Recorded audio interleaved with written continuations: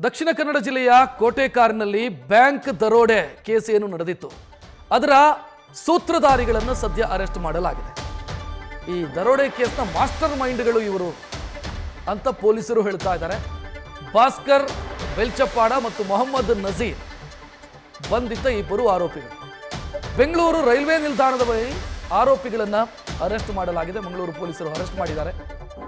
ಘಟನೆಯಾದ ನಂತರ ಇವರು ತಲೆಮರೆಸಿಕೊಂಡಿದ್ರು. ಇವರ ಪಾತ್ರ ಏನು ಅನ್ನೋದರ ಬಗ್ಗೆ ಸದ್ಯ ತನಿಖೆ ಆಗ್ತಾ ಇದೆ.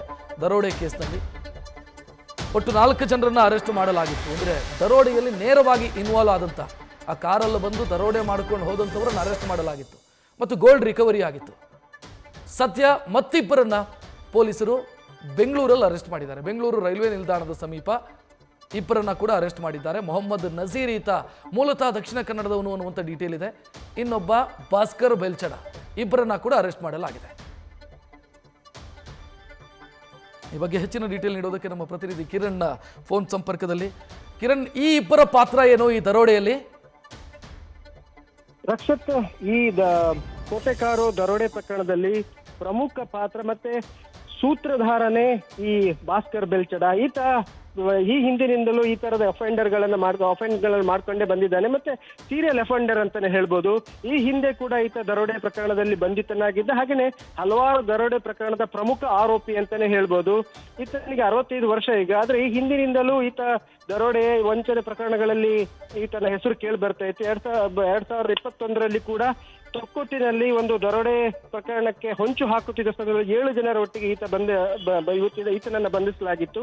ಹಾಗೇನೆ ಈ ಕೋಟೆಕಾರು ದರೋಡೆ ಪ್ರಕರಣದ ಮೂಲ ಸೂತ್ರಧಾರಿ ಈತನೇ. ಈ ಹಿಂದೆ ಪಾತ್ರಧಾರಿಗಳನ್ನ ಅರೆಸ್ಟ್ ಮಾಡಿದ್ದಾರೆ. ಆದ್ರೆ ಸೂತ್ರಧಾರಿ ಈತ ಯಾವ ರೀತಿ ದರೋಡೆ ಮಾಡಬೇಕು, ಯಾವ ರೀತಿ ಪ್ಲಾನ್ ಮಾಡಬೇಕು ಅನ್ನೋದನ್ನ ಇಡೀ ಈತನೇ ಸ್ಕೆಚ್ ಹಾಕಿ ಕೊಟ್ಟಿರುವಂತದ್ದು. ಹಾಗೇನೆ ನಜೀರ್ ಯಾರಿದ್ದಾರೆ, ಈತ ಕೋಟೆಕಾರು ಬ್ಯಾಂಕ್ನ ಗ್ರಾಹಕ. ಮತ್ತೆ ಕಳೆದ 5-6 ವರ್ಷಗಳಿಂದ ಈತನ ಬೆಲ್ಚಡ ಅವರ ಭಾಸ್ಕರ್ ಬೆಲ್ಚಡನ ಸಹವರ್ತಿ, ಹಾಗೇನೆ ಇನ್ಫಾರ್ಮರ್ ಅಂತಾನೆ ಹೇಳ್ಬೋದು. ಈ ಕೋಟೆಕಾರು ಬ್ಯಾಂಕ್ ಯಾವ ರೀತಿ ನಡೆಯುತ್ತೆ, ಯಾವ ರೀತಿ ಅಲ್ಲಿ ಲೂಪೋಲ್ಸ್ ಗಳಿದಾವೆ, ಏನೆಲ್ಲ ಅಲ್ಲಿ ಲೂಪೋಲ್ಸ್ ಗಳಿದಾವೆ ಅನ್ನೋ ಪ್ರತಿಯೊಂದನ್ನ ಮಾಹಿತಿ ಕೊಟ್ಟವನು ಇದೇ ನಜೀರ್. ಬ್ಯಾಂಕ್ ನಲ್ಲಿ ಕೇವಲ 4 ಮಹಿಳೆಯರು ಇರ್ತಾರೆ. ಹಾಗೇನೆ ಅಲ್ಲಿ CCTV ಹೆಚ್ಚು ವರ್ಕ್ ಆಗೋದಿಲ್ಲ. ಹಾಗೇನೆ ಸೈರನ್ ಕೂಡ ರಾತ್ರಿಗೆ ಮಾತ್ರ ಆನ್ ಮಾಡ್ತಾರೆ. ಪ್ರತಿಯೊಂದನ್ನ ಆತನ ಹೇಳಿ ಅದರನ್ನ ಇನ್ಫಾರ್ಮೇಶನ್ ಕೊಟ್ಟವ ಇದೇ ನಜೀರ್. ಈ ಮಾಹಿತಿಗಳ ಆಧಾರದಲ್ಲಿಯೇ ಒಂದು ಪ್ಲಾನ್ ಅನ್ನ ಮಾಡ್ತಾನೆ ಭಾಸ್ಕರ್ ಬೆಲ್ಚಡ. ಹಾಗೇನೆ ಮುರುಗನ್ ಯಾರಿದ್ದಾನೆ, ಮುಂಬೈ ಮುರುಗನ್, ಆತ ದರೋಡೆ ಪ್ರಕರಣದಲ್ಲಿ ಇನ್ವಾಲ್ವ್ ಆಗಿದ್ದಾರೆ. ಮತ್ತೆ ಈ ಒಂದು ದರೋಡೆ ಪ್ರಕರಣ ಒಂದು 5-6 ವರ್ಷಗಳ ಹಿಂದೆನೆ ಪ್ಲಾನ್ ಆಗಿತ್ತು ಅಂತಾನೆ ಹೇಳ್ಬೋದು. ಇವರೆಲ್ಲ ಒಂದ್ ಕಡೆ ಮುಂಬೈ ಜೈಲಲ್ಲಿ ಒಂದ್ ಕಡೆ ಸೇರಿದಾಗ, ಜೈಲಲ್ಲಿ ಇದ್ದಾಗ ಇದೊಂದು ಪ್ಲಾನ್ ಮಾಡ್ತಾರೆ. ದಕ್ಷಿಣ ಭಾರತದಲ್ಲಿ ದೊಡ್ಡದೊಂದು ದರೋಡೆ ಮಾಡಬೇಕು, ಅದ್ರ ನಂತರ ಎಸ್ಕೇಪ್ ಆಗ್ಬೇಕು ಅನ್ನೋದು. ಆ ಸಂದರ್ಭದಲ್ಲಿ ಅದರ ನಂತರ ಈತ ವರ್ಕೌಟ್ ಮಾಡ್ಲಿಕ್ಕೆ ಸ್ಟಾರ್ಟ್ ಮಾಡ್ತಾನೆ. ನಜೀರಿಂದ ಇನ್ಫಾರ್ಮೇಶನ್ ಬರುತ್ತೆ, ಈ ತರ ಒಂದು ಬ್ಯಾಂಕ್ ಇದೆ, ಇಷ್ಟು ಬಂಗಾರ ಇರ್ತದೆ, ಅಷ್ಟು ಅಲ್ಲಿ ಅಷ್ಟೆಲ್ಲ ಒಂದು ಸೆಕ್ಯೂರಿಟಿ ಇರೋದಿಲ್ಲ, ಲೂಪೋಲ್ಸ್ಗಳು ತುಂಬಾ ಇದ್ದಾನೆ, ಪ್ರತಿಯೊಂದನ್ನ ಮಾಡ್ತಾರೆ. ಅದರ ನಂತರ ರೇಖಿ ಮಾಡ್ತಾರೆ. ನಜೀರ್ ಹಾಗೇನೆ ಭಾಸ್ಕರ್ ಬೆಲ್ಚಡ ಸೇರ್ಕೊಂಡು ಈ ಬ್ಯಾಂಕ್ ನ ರೇಖಿ ಮಾಡ್ತಾರೆ. 4-5 ಸಲ ಈ ಬ್ಯಾಂಕಿಗೆ ಭಾಸ್ಕರ್ ಬೆಲ್ಚಡ ನಜೀರ್ ಒಟ್ಟಿಗೂ ಬಂದಿರ್ತಾನೆ. ಹಾಗೇನೆ ಈ ಎಲ್ಲಾ ಮಾಹಿತಿಗಳನ್ನು ಸಂಗ್ರಹಿಸಿ ಮುರುಗಂಡಿ ಆತನಿಗೂ ಹೇಳಿರ್ತಾರೆ.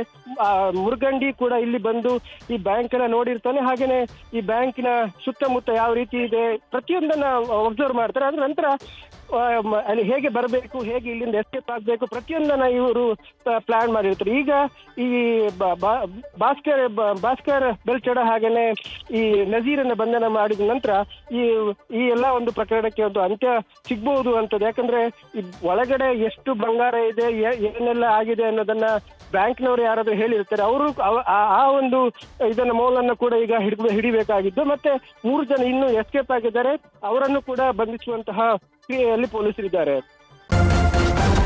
ನ್ಯೂಸ್ ಫಸ್ಟ್, ನಿರ್ಭೀತಿಯಿಂದ ನಿಮ್ಮ ಪರವಾಗಿ.